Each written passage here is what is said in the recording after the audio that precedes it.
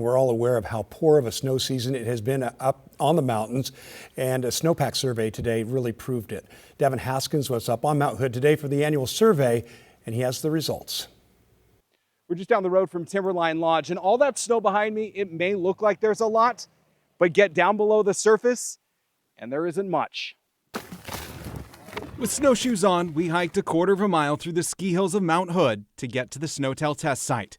The outlook isn't good. Hoping to see snow out here, but recognizing that we're going to see some pretty poor SWE numbers at our Mount Hood test site Snowtail, despite some additional accumulation the last 2 days. SWE meaning snow water equivalent, a measure of the snowpack from the surface to dirt. And to see this low of snowpack, this below of normal snowpack, is extremely odd, and it's historical in its own right, and certainly not a good thing to see at this point in the year.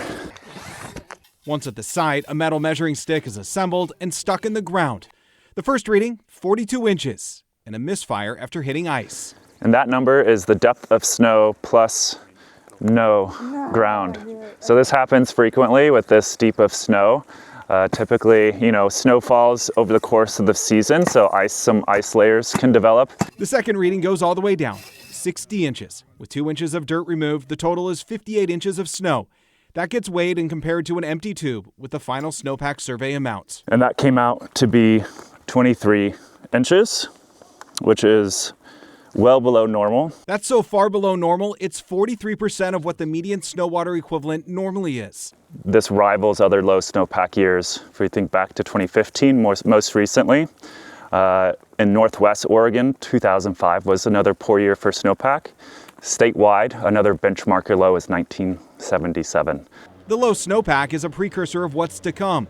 Water supplies in other areas of the state will be lower, stream waters could be warmer for fish, and vegetation will dry out earlier ahead of fire season. Yeah, this is a pretty grim year. So it's obviously historically low snowpack, and so we're obviously very, at this point in time, we're kind of, letting everybody know that we're highly certain that this spring and summer will be especially challenging for Oregon. State climatologist Larry O'Neill says this has been an ongoing issue. He says Mount Hood has seen a 20 to 25% decrease in snowpack since the 80s. That itself is a symptom of climate change. And he says he's fairly certain this is what we'll experience more often in the coming decades. On Mount Hood, Devin Haskins, KGW News.